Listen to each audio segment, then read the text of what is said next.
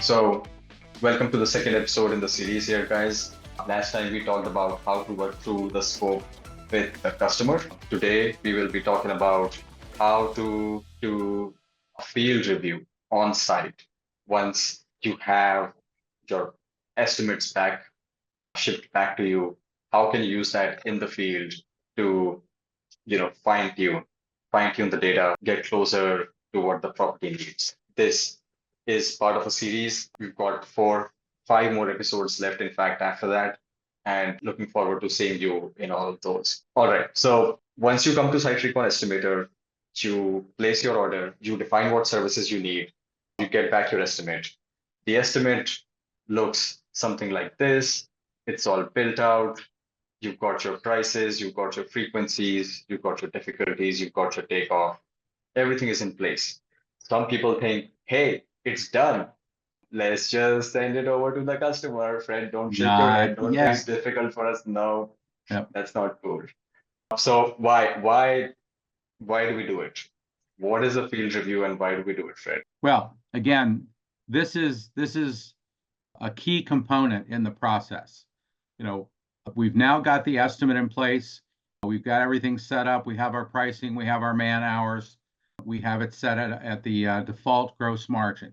Now it's time to go out and check the property and really tighten down on these things. We're going to look at the property and walk around, with a tablet, with that information that you just had up, looking at it, and we're going to talk about the actual logistics of servicing the property.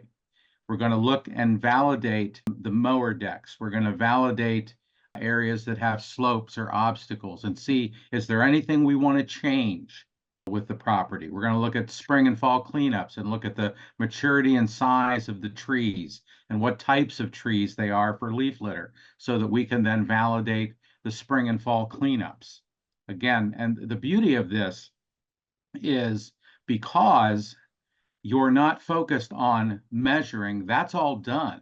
You're not focused on putting together the base pricing or hours, that's all done. All you're doing is adjusting it and looking at each site and saying, yes, this is fine, or I need to adjust this a little bit on that. And because now we can focus exclusively on adjusting or making minor tweaks, the clarity and the consistency of these estimates are going to really show through. So this is the time to tighten it up and focus on those things. Where are we going to service where are we going to park the truck? Where are we going to do all the different things? And then tighten down for a final price that we can put into a presentation and then present to the customer. So this is a key component, and it doesn't take very long because everything is already laid out and completed. All you're doing is making the fine tuning and the adjustments. I really like the word logistics that you use here, Fred, because it's, you're not sizing things up. You're thinking about how we're going to execute this. So stuff like how hard is it to access? One really cool example you gave last time we were talking about this is when you have to wheel your mulch up to a bed or you have to bag it up, and all of those considerations come into play. So one section of your property estimated as it is, the numbers make sense. The other section, it may not. And people would have good estimation on the material, but it would go off on the labor hours because of this difference in logistics. Right.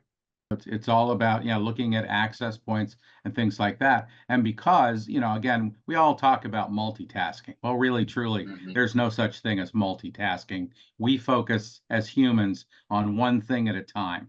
And when we're looking at a property and we're not having to measure and we're not having to figure out where the boundaries are and things of that nature, and all we're doing is making the fine-tune adjustments to those logistics, to those access points. Yeah, the computer said that this could be mowed with a 52-inch machine. Unfortunately, there's only a 48-inch access point, so we have to make that change. The computer says that, based on the default is 1 cubic yard per man hour of mulch, but just like you just said, what if we have to wheel this mulch 300 feet to get to those bed areas? So we can take that area and adjust that and enhance the labor a little bit on that. The rest of the property is just fine. It's accessible from the truck or close by. So we're making that fine-tune adjustment to really finalize a solid price and a solid hours budget. And so one thing we've got in store for you on this webinar that's different from before is Tyler is out there on the field, right? Like he's going to show you how you can do that adjustment in the field. And we look at that in a second or right in a few minutes. So what type of properties should we be doing a field review on? Is there a way to think about how much time we should budget or how we should approach different types of properties when we're thinking about? Yeah, there's some very specific ones that jump right out at us. Large complex sites that have multiple buildings, would be medical facilities, shopping centers, HOAs, where the landscape is basically cut up into a bunch of different sections or segments. That should basically have a field review on it. One of the ones that are always kind of you get caught missing areas, both servicing and estimating, are the single family home HOAs where you're just doing the common areas. Well, a lot of those common areas can be pretty hidden with that, and you want to make sure that you walk the property on the field review and say, did we get it all?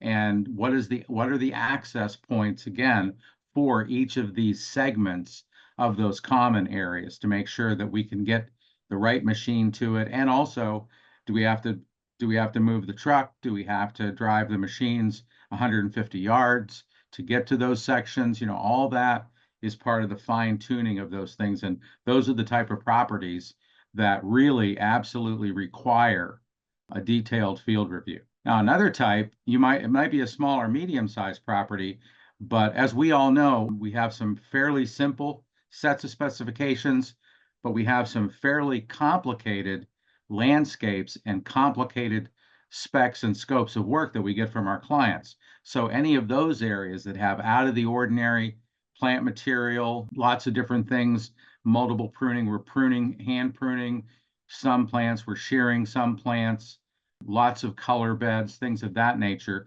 those should be field reviewed absolutely to make sure that we've got captured all of those nuances that show up in complex landscapes. Guys, quick housekeeping item. I didn't cover that before. You will have your Q&A button at the bottom of the toolbar. Please use that to ask questions.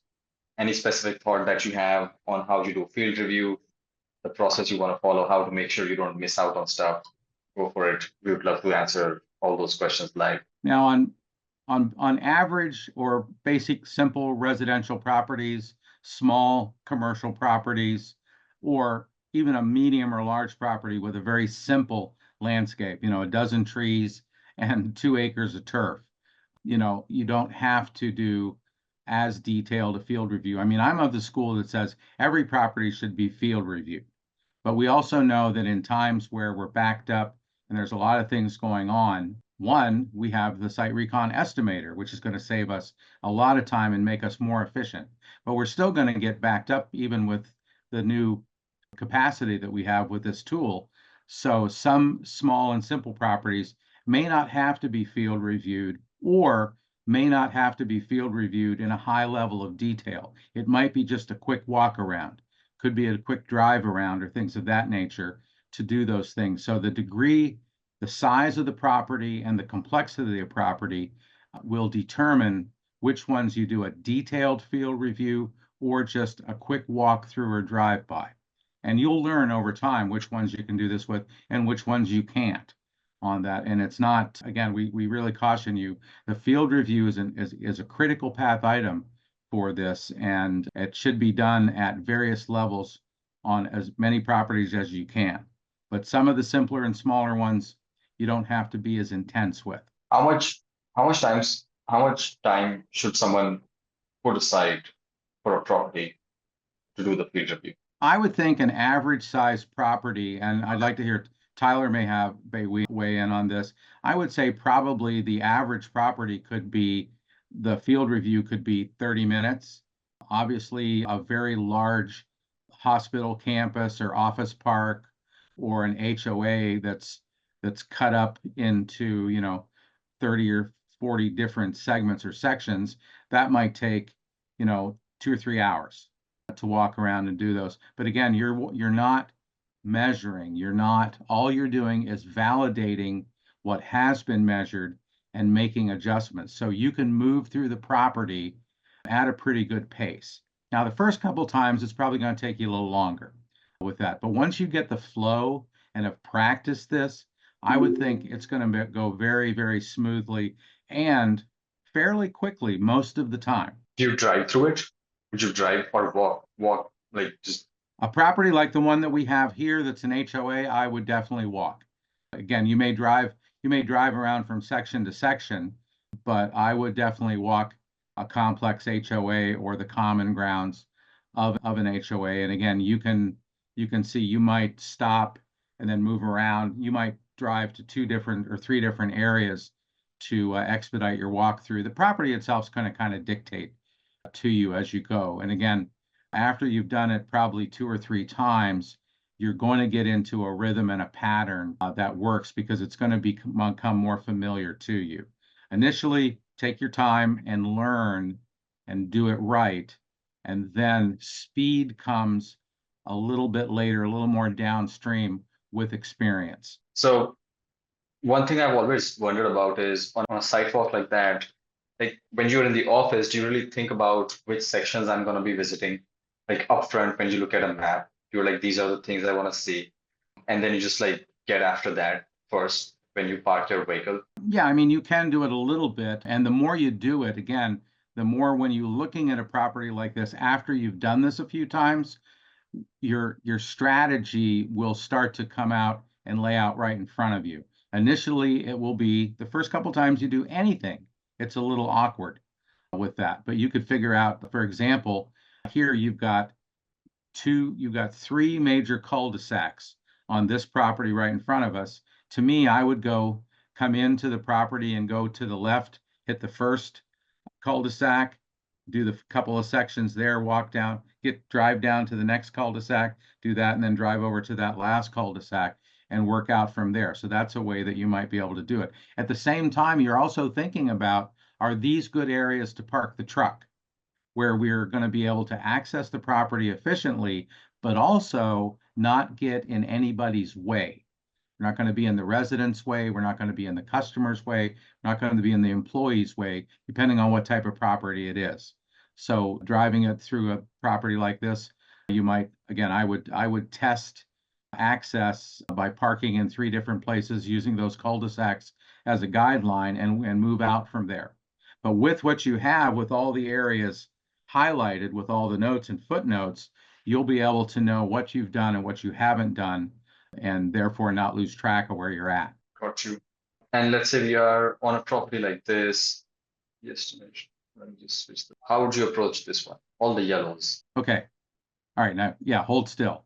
Now I can. So we've got a main entryway coming into this property, and then we've got those parking lot areas to the rear. And then it looks like we have a big parking lot area up in the top area there. So I would come into the main entryway and probably go around and park, yeah, right where your arrow is, park in that parking lot, and then do that back section first, then go around the main building area. Then I would probably get in my vehicle and drive to the back parking lot and work out from there. Again, thinking about where I'm parking, are these good places to logistically access the property from a crew standpoint, park the truck, move around, and things of that nature. Because this is what you're doing now. You're validating how we're going to service the property. And that's the mindset you should be in. This is how we're going to service it. This is the machine we're going to use to service it. These are the access points for wheelbarrows, mowers, whatever it is, aerators, whatever we're moving onto the property. So you're thinking with a logistic mindset when you're doing a field review, because that is going to contribute to the final pricing, the final tightening of everything, but also once we capture the job, how we're going to service it and where logical demarcation points are, and where not to park because they're crowded entrances, lots of foot traffic, things of that nature, where not to park and where not to be. And then also you're going to be observing what time of day you're there, the traffic flows. of the property too, because you're then determining, what day of the week we're going to do this, what time of day we're going to do this. All those things fall into play with that. So hopefully that makes sense. And, if people have questions as we wrap, we'll have some time for some questions. Yeah, guys, would love to hear how you approach this. I mean, what I'm hearing, Fred, like the bigger the property gets, you have to be a little more deliberate about how you will go through it, what you will do, where you will do it, and the smaller ones, you can kind of hustle through it without, a significant impact on the time you spend doing the field review. Yep, pretty much. So, all right. Who? So what I heard from you is like you are trying to like just do the logistics, think through the logistics of the field review or actually operating on site. Two things you want to understand from you on this slide. One is who should be involved in it, and second, what apart from the logistics, like what's the essence? I mean, where it fits in the sales process, or like why we are doing it. Yeah, again, the larger and more complex, and sometimes small properties are complex. So the larger the property and or the more complex the property is, it should be a good thing to have that second set of eyes. And it could be a branch manager, it could be the owner, it could be a production manager helping the business developer, account manager set up these final things. So it would not be a bad idea on a large or complex property to have that second person come along and walk with you to help get their feedback on that. Because we're trying to validate the numbers. We're trying to establish how we're going to service the property. Again, we're also trying to get a feel for what kind of quality this client is getting currently with their current provider. Especially if you haven't been able to ask that budget question, we really need to establish and identify, are they getting the walks edged every other week? Were the beds edged and the tree rings edged in the spring or not? Was the mulch just applied up to the edges or things like that? So you're looking at the quality of the current delivery, and then based on the needs assessment that you've done with the client, we talked about that last week. Are they happy with this? Are they unhappy with it? And now you're kind of get a feel for where we need to be on our pricing based on the quality that we think the client wants and also is currently getting. And then again, we're also looking at, from servicing the property, the non-landscape priorities. Remember, people have lots of priorities for their properties that have very little to do with the trees and shrubs and the planting beds. And it's what kind of property is it? Is it a business property? Is it a retail shopping center? Is it a hotel? Is it a hospital, medical area? All of those things have traffic patterns and peak and low times of day. It could be a warehouse. What time are the loading docks packed to the gills with trucks and things of that nature? So those are non-landscape priorities that the property managers or the decision makers have. And when we're walking around doing the field review, we're thinking inside of their heads, making sure we're acknowledging those things and identifying those areas so that we can service the property at the level they want with the efficiency we need to make a profit. So then at the end, now we've gone through this, we've got the estimate, and now we've done the field review, and we've taken our notes and footnotes in that field review walkthrough. Then we go back to the office and we finalize the pricing. And then we begin to prepare the presentation. So depending on how your company is structured, is the owner signing off, the branch manager signing off, things of that nature. You have those protocols in place. Everybody does. And now it's that final time to review where we're at. We've got the field review. We've got the initial estimate. Now we can finalize that with the production folks and with the decision makers to get that signed off on. So now we can move ahead and present the proposal to the client. So at what point in the sales process do you quit this? You do it right away. Again, as soon as estimates that sit around for a while get moldy. We want to be dealing with fresh stuff. And the beauty of the estimator is you're getting this information, a full-fledged draft estimate of the property with equipment, with materials, with pricing levels based on your current default levels.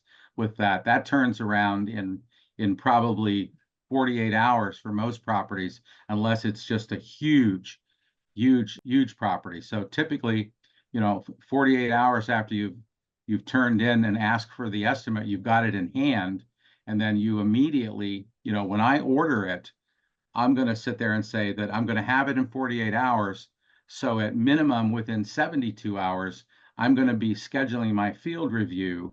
And if it's a large property, who's going to come with me for that second set of eyes, get that scheduled so that I can go out and do the field review, capture that information quickly, and being very nimble with this, coming back from the field review, doing the final sign-offs on it, and then calling the client, the prospect, and getting ready to make an estimate, getting ready to make a presentation of our finished proposal.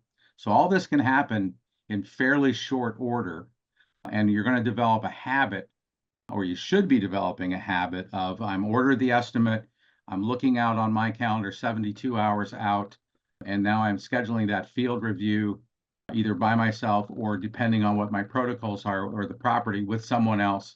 I have that time, it's on my schedule, it's going to happen, and then I'm going to quickly turn around that and get it in the prospect's hands. So you're going to be able to have a very good comprehensive proposal. You're typically going to be the first one in the door with a finished product. All right. So we just talked about a lot of things that you should do with the field review. We want to give you like a very compact checklist, just the things to look out for, very organized, just like bullet points. And we'll go through that. We'll just blast through that in the next 10 minutes. And you can use that as a tool, guys. You can use that as a tool, like a checklist that you use in the field with the guys who are training to do the estimate or doing the field review. Let's get into it. So let's just go through this one by one, Fred. What are the first things you would see as you're walking around the property, this iPad in your hand and estimate in your hand? Well, the first thing you're doing is you're looking at the mowing and the turf issues, because that's where most of our labor and most of our cost basis are on a typical property. So we're going to look at each section of turf, and we're going to validate, did the estimator select the right mower for this area? And most of them are going to be correct based on that. But then we're going to look at access points, slopes, obstacles, and we may change a couple of mower deck sizes at that point in time based on those things that we're learning from that field review on that. So that's the first thing that you do. The second thing you do is, again, access points again. Now we're thinking about spring cleanups, the mulching processes, of those things, and do we have any access issues to move product into the areas that we need? And then if they're there, we make those adjustments at that time. We're also looking at under tree canopies or building shadows. One of the issues that we have with aerial photography like this, the views, is occasionally there's a section of the property that's in a shadow. So you want to walk over and take a look at that area that's shadowed and say, did we capture the string trimming here? Is this a bed or is it a piece of turf that wasn't distinctly clear in those shadowed areas? And you'll see those, they'll be right on the thing. So you're going to validate those areas, and under heavy tree canopies, things of that nature, is this a mulch bed? Is it turf? Whatever, hopefully, again, making minor tweaks if it's different than what the estimator picked up on that. So, those are the first areas that you take a look at and so we're looking at access points. We're looking at the choice of machinery with mower decks. We're looking at the shadows, and we're looking at the tree canopies to validate, did the estimator pick it up accurately, or do we have to fine tune it and make a little bit of an adjustment? We're also looking at pruning techniques. Are there hedges that need sheared? Is the plant material pruned more tightly, or is it natural? That's going to be some tweaking possibly on the production rates for the pruning. We're going to be assessing the condition of the property. Is this property in bad shape? Has it been neglected? Or is it looking pretty good? Is it very tight?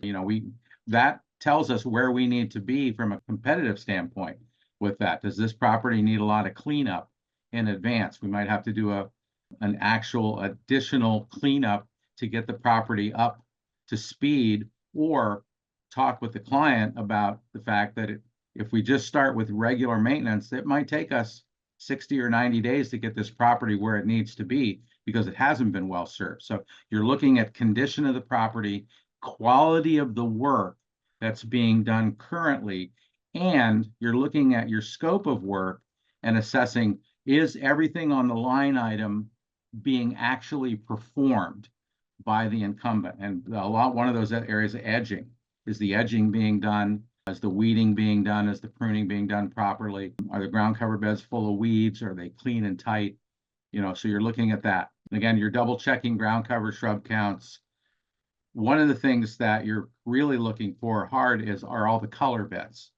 You're understanding where they're at and what their square footages are, because that doesn't get picked up sometimes as well from an aerial position on that. So then looking and identifying and making sure the color beds have been identified and correctly measured. So over here, when you're validating these decks, the simple solution in the estimator is, I was sorry for the distraction in the middle. I was trying to show that to you live as Fred was explaining. You just like flip through the different difficulty ratings. If you find slopes, if you find access constraints, I will show that to you in a few minutes. When you're looking for the areas that may have been missed, you're looking for completeness issues. So you would want to walk through shadows.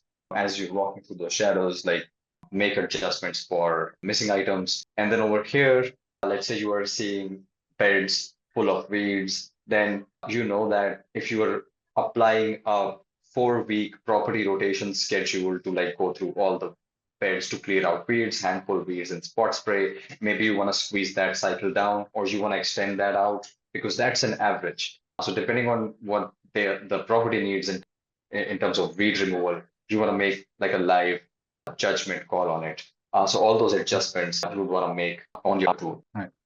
Other things to check. Obviously, we're never going to be able to identify, satellite or aerial, anything about the irrigation system. So one of the things that we have to do when we're doing the field review is we have to figure out, where are the clocks? Where are the backflows? How many clocks?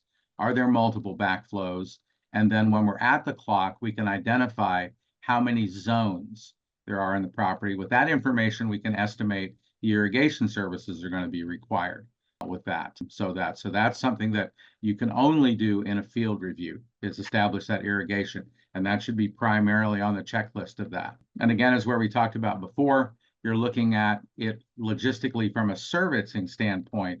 Where are we going to park the trucks? Where shouldn't we park the trucks, based on what type of property it is and what that flow is on the property? And different properties, types of properties, different types of businesses, different types of residential properties, HOAs, apartment complexes, all have different configurations. So we need to validate when we're walking around, is this an area that we can park the truck? Do we have to move the truck a couple of times while we're servicing the property or not? And are there clear areas that we want to make sure the crew knows, do not park or try to service from these areas? Yep. There's also a lot of safety considerations too. And again, this is something that you can see walking around from the ground. Does the property have security cameras? Are there trees or shrubs growing and blocking the access for the vista that security camera is looking at? Are there traffic signs or information signs on the property, and are they visible, or are they blocked by low-hanging branches or things of that nature with that? So we're understanding some of those areas too with that. And do we have trees or shrubs growing into the roof lines or overextending over top of roofs or gutter areas, things of that nature? A lot of these are enhancements, by the way, and they're things that we should be pointing out to the client, but we should be able to charge extra for these things. But during the field review, we should be noting these if we haven't already noted them before we actually ordered the estimate on those kind of things. So we take advantage of that time and identify those opportunities that are in our future. And again, I can't emphasize enough what type of property it is. Is it a hotel? Okay. Generally, we're not servicing a hotel early in the morning because their clients are sleeping. We don't service restaurants at lunch or dinner because their clients are coming in and out. We're in their way. If it's a warehouse or a distribution center, they generally have peak and slack times that they have trucks coming in to be unloaded or loaded.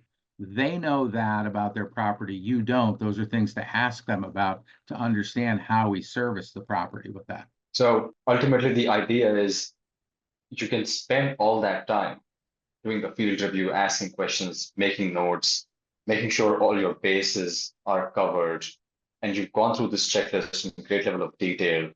The time that you get back by not doing those measurements, by not doing those quantitative assessments on your own, by having a tool like run that for you in the background and you just making adjustments, frees you to focus on a really good practice of field review. Last time we talked about how that frees up to look at the scope of work in detail with the customer on site and on site. Today we are talking about how this frees up time to do a good field review. And also in some ways, just like get everybody on the same page when you are thinking about production review, field review, you're involved in sign-offs from different parties, sales, operations, everybody sort of aligning and coming together to agree on what should be our final price, how we should go about servicing the site. And then the conclusion being, of course, you go to the customer with a lot of confidence, you have more time to build relationships, add value to their process and their property, resulting in higher close rates. And you make more sales. Hell yeah, that's why we are here. Because you're doing things thoroughly and quickly. And everything that you're doing, you're focused on things and not being distracted by 3 or 4 different things. Field review is a logistic view of the property. You think about that. It's the logistic view of the property. And once you've done it a couple times, it's going to flow nice and quick. The estimate comes to you quick. You're going to do the field review very quickly, but also thoroughly and consistently. And then all of a sudden we're walking in the door faster than they've ever experienced before with a very detailed and comprehensive proposal for taking care of their property and addressing all of their needs, not just the needs of the trees and shrubs and the turf. Tyler, you there, my friend? I am, Akash. Can you hear me okay? Yes, sir. All right. Let me go ahead and take over here if you guys don't mind. Floor is yours.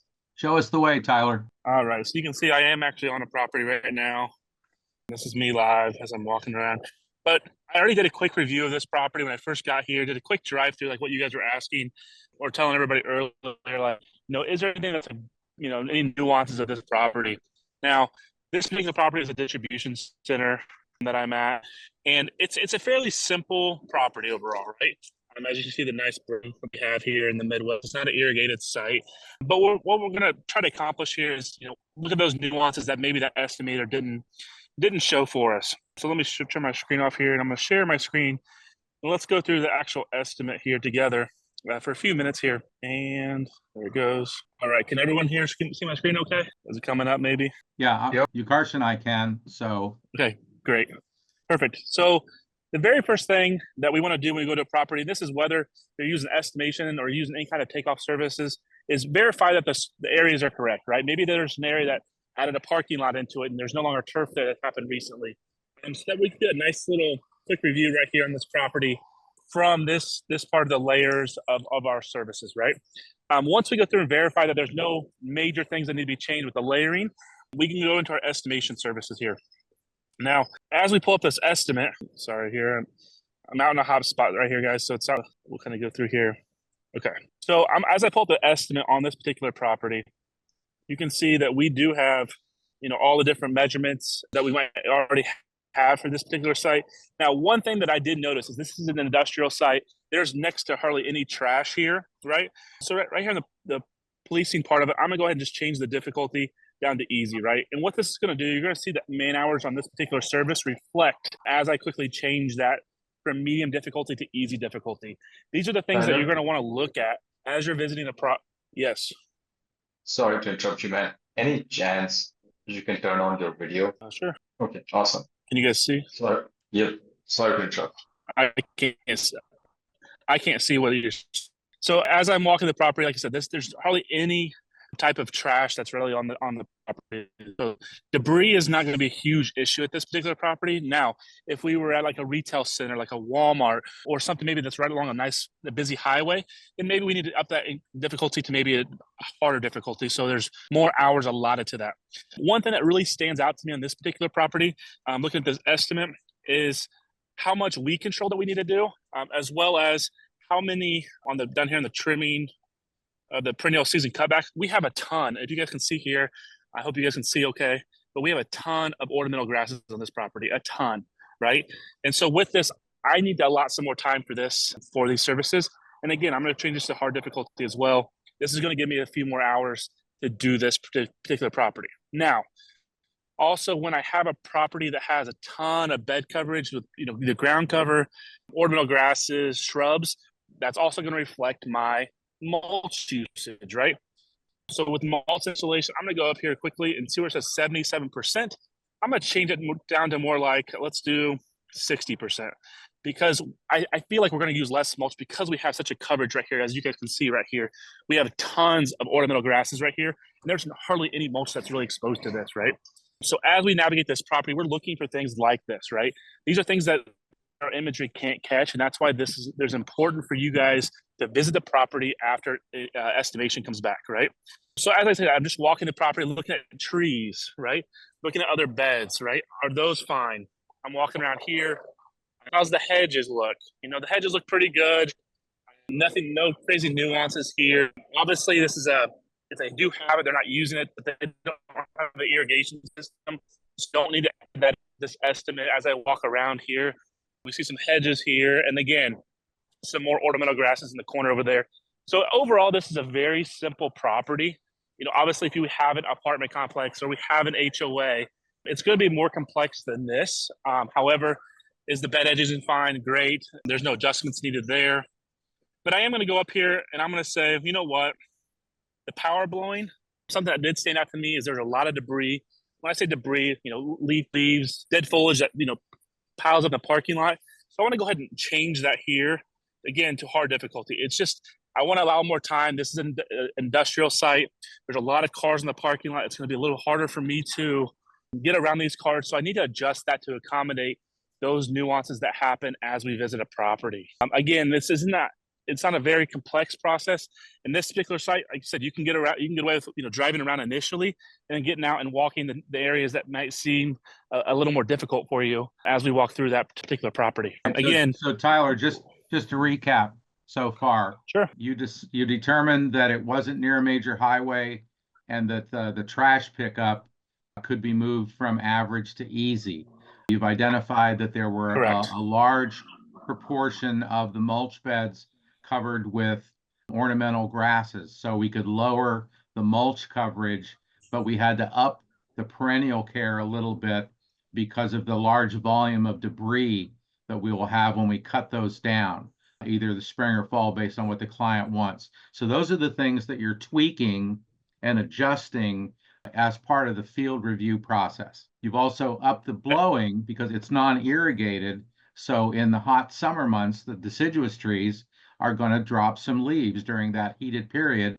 And also with the amount of cars in the parking lot, that blowing process needed to be upped a little bit from average to hard on the degree of difficulty stages. So this is what we're doing to fine tune the service mix from the completed estimate from the mapping service that we got and the details of that. So this is the tweaking, the fine tuning process. Correct. And dish that, we also want to make sure that we do find those nuances. Not only do we use them for the estimate, but that's also detail that we want to communicate to maybe a production or someone that actually performs a service. So those things are identified easily with this walkthrough, as well as parking areas, right? Where are we going to park the trucks when we get here?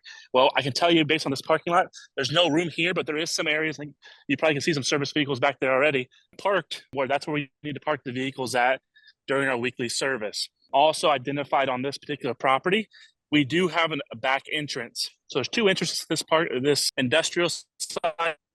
The back one is for the trucks, right? And you have to have vest on. You also have to have permission to get through that gated entrance to get to the back. So those are all things too that maybe not necessarily directly affect an estimate, but those things that we need to review and know as we're going through this process. Right here, you can see, we have a gate. How do we get to this gate, right? What's the way? We have a key for the padlock. We have a code for the padlock. Again, we have someone sprayed Roundup at one point along this fence line. Is that permissible, right? Is that something that we're allowed to do? Is that prohibited? We need to ask those questions. And again, those will directly reflect our string trimming. Also, our weed control goes up a little bit because now we're sending someone out here just to spray the fence row, as well. Good stuff. Fantastic stuff, Tyler. Thanks for stepping out in the heat for us and showing us how it's done. Hey, not a problem at all, guys. I appreciate you guys hopping on here, letting me kind of go back to my glory days of walking properties. And yeah, you guys can take the reins. All right, Tyler, again, good observations. And I think, folks, you can see, the field review process really helps you tighten up the estimate because Tyler was able to reduce the hours in a couple areas. He observed some things that required a little more labor with those ornamental grasses. So we upped the hours on cleaning up and cutting those down. But because of their presence, we're able to reduce the mulch coverage by a few percentage points. So we're moving around, adjusting and tweaking. We found a fence line that we need to have, that there's a question for. Are they happy with the way that's being done? Is that permissible or not? We identified a locked gate area that we need to see if we can get access to. We've understood a little bit about where the truck could be parked. I mean, that's a prototypical field review. And you saw it live in action, and all the changes that he was able to make, he made live on the estimate so that when he gets back to the office, everything that we changed is done. So now we can finalize. We don't have to go back and sit in front of a keyboard and make, from a bunch of transcribed notes that we scribbled on a pad into the system. They're done. They're done. And now we can finalize things. We might have a couple questions real quick to call the prospect just to clarify a couple things. Now we can do our pricing review, and we've done a really good logistical view of the property. So, and you can see it's fairly decent sized property, but Tyler covered it in just a very few minutes. It doesn't take long, once you've learned how to do it and get a little more comfortable with it. Again, first couple times you do it, like everything, it's going to be a little awkward. You're going to go over some of the areas twice, but you're going to figure a flow. And then once you're in the flow, once you're in the zone on how to do this, I think you can see how effective the changes that can be made, but also how quick they can be done for an efficiency standpoint. And all of that makes it easier to follow all the items on that checklist. Like you start from the top, you go to the bottom, and you will end up crossing off everything on that list. That list looks long, but with something like this, you can really be thorough with it and actually doesn't seem like an effort. All right. So guys, if you like what you saw, let us know if you are interested in getting a one-to-one demo of SiteRecon Estimator. Say yes to the poll. We'll reach out to you to schedule a call and time for some Q&A. All right. I mean, there was a time when this whole thing would be done in the field, right? Like from takeoff to estimate to like the field review, everything is happening in the field. Oh, yeah. And you're doing, again, think about what we talked about earlier about focus. In the old days, we were doing 3 or 4 of these things simultaneously. We weren't just walking around looking at the property from a logistic standpoint, changing values and adjusting things. We were trying to count shrubs and get measurements. And again, if all you have is a measurement for the total turf area, well, you still have to break all that down and say, I can use a 72 over here. Here I can only use a 21. I got to have a 36 because of access points over here.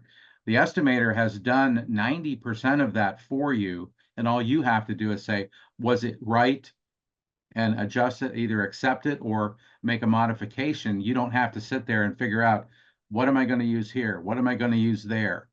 Or just say, what we ended up a lot of times doing was, we got 3 mowers, everybody's going to be mowing, and we should everybody should be mowing for 4 hours, and then so we've got all kinds of inaccurate numbers that we're basing our bid, we're basing our estimate and our final proposal on guesstimation, not estimation.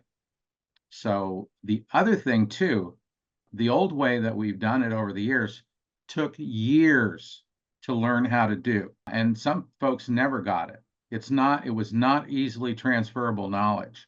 It was a difficult learning process that took years.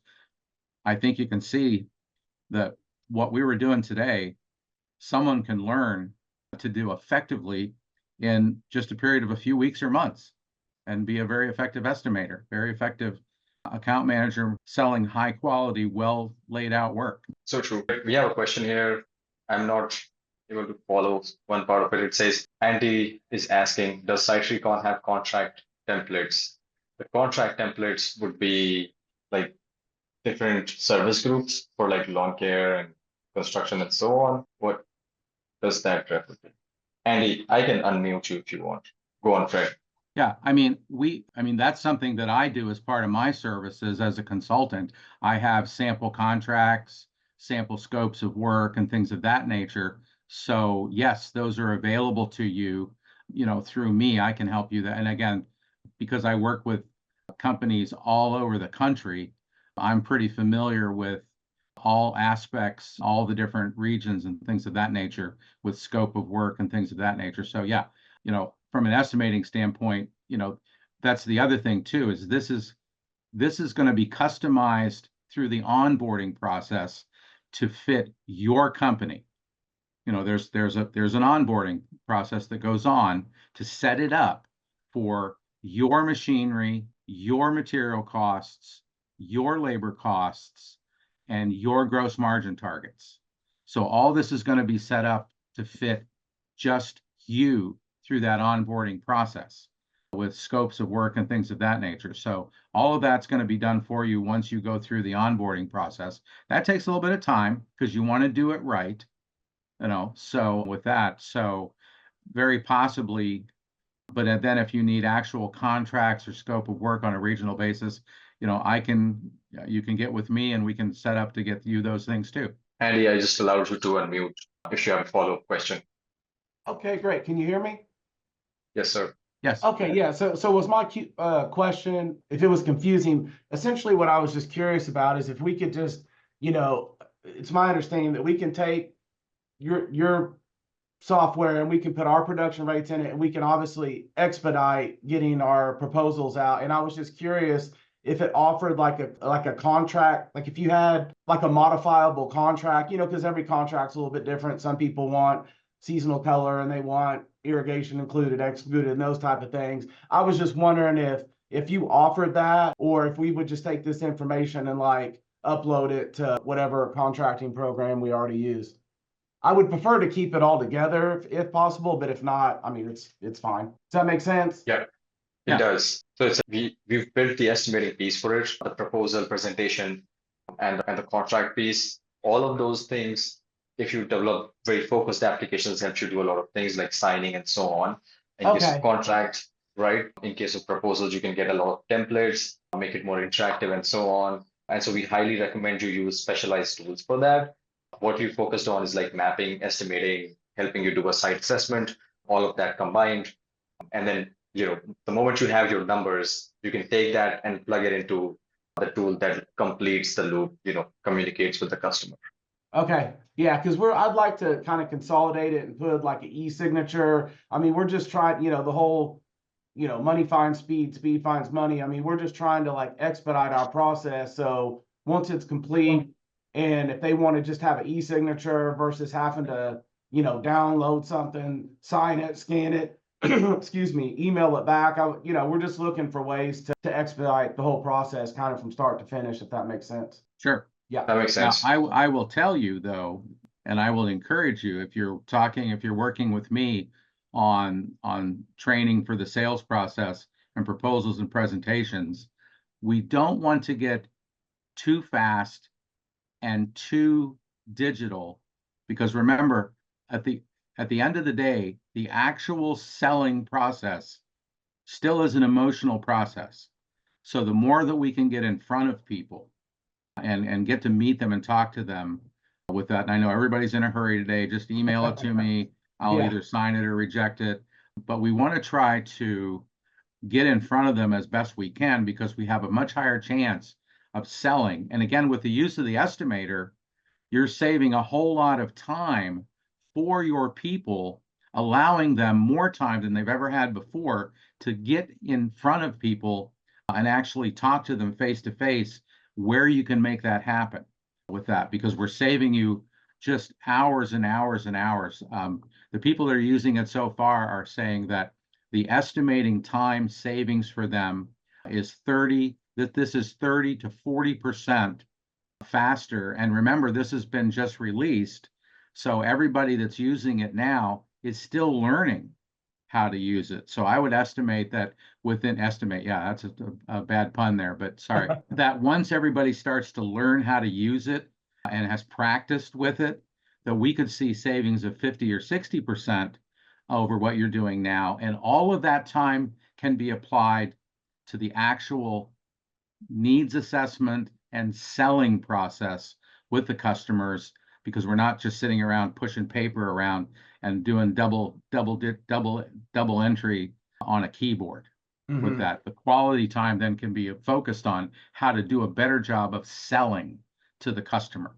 Okay. Yeah, that makes sense. And I think just for clarification, like, for sure, if we have a new client, we definitely want to sit down face to face with them. I was thinking more like with our current client base, sometimes they give us more of their portfolio, so we don't really necessarily have to sit down and be like, okay, here's some marketing materials, here's who we are, here's how long we've been in business. They're just wanting numbers, like, hey, we picked up a new property, we've been working with you guys for 10 years, get it over to us. So it's Sure. Yeah, 50-50 may not be a fair number, but there's just times where we don't really have to sit down and sell ourselves, so to speak. But to your point, I 100% agree. As much as I can get, me or my team can get in front of people, and we've got marketing materials and things like that, and just ask, and it's like getting to know someone face to face versus over an email. I mean, emails don't always translate great at all, for that matter. So we for sure want to get down face to face and present ourselves, and it's like kind of marketing 101, right? People want to do business with people they know, like, and trust. And when they can see you face to face, and if they like you, then that obviously ups your chances of doing business with somebody, for sure. Yeah, no, you're absolutely right, Andy. And if there's additional help you need on creating proposals and things of that nature, those are services that I can easily provide for you to take your whole process to the next level, Great. to reinvest the time you just saved by using the SiteRecon estimator. Okay. Awesome. Thank you, guys. Appreciate it. That answered my question. Thank you so much. Cool. Thanks, Randy. Love the participation. Guys, so next time we will talk about how to bid and win big contracts. 1 week from now, 11 a.m. Tuesday, Eastern Time, on the 24th of September. We'll see you right here. The links to the session have been shared with you. Any specific points that you would like us to cover on that call, we'll stick around for a couple of minutes here. Drop that on the chat. If you get ideas later on, please send them over as replies to the email we send out after this webinar with the recording of today's call. So let us know what you would like us to cover. We will cover those points. And, Fred, just to get folks a little bit interested, what would you like to talk to them about on bidding and winning huge contracts, like $500,000 contracts, $1 million contracts? How'd you do that? Okay, well, we're going to dig into that. There's, again, one of the things that what we're talking about today does is allow you the time to develop and train and spend much more quality time on creating those needs assessments and understanding what the client is looking for, what their needs are, what their property needs are, what their needs are that are non-landscape with that. And the more thorough that you are in preparing for that, the more comprehensive your solutions that you're proposing to them are, the better you look in the process. And again, by using a system like this, you're capturing the time back to actually address and invest the time in those things versus just running around and trying to push out paper as fast as you can, because this process has been traditionally incredibly time consuming. Also, because it was hard, the older methods were hard to train. Only 2 or 3 people in every location or every company, and sometimes only 1 in every branch on larger companies really had these skill sets. Now we can push this down and train more people, and then the salespeople are freed up to do needs assessments, spend time with people, and understand what they're looking for, and then provide really effective solutions to that. And that's whether it's a $50,000, a $500,000, or a $2 million contract. The time that you have to spend on those things now is going to be greatly increased and enhanced. So we look at it from an estimating standpoint, but we'll also look at it from like a sales standpoint. This is the only sales topic that comes up in terms of like client interaction as part of this series. So do make sure you join. We'll talk about presentations, some of the nuances there, and help you with those big plans going forward. All righty. Thanks, guys. Thanks. Appreciate you taking the time. Take care, to learn. guys. See you next week. Appreciate your time. See you next time. If you like what you see here, don't forget to click on the bell icon and subscribe to the channel. We post videos every single week.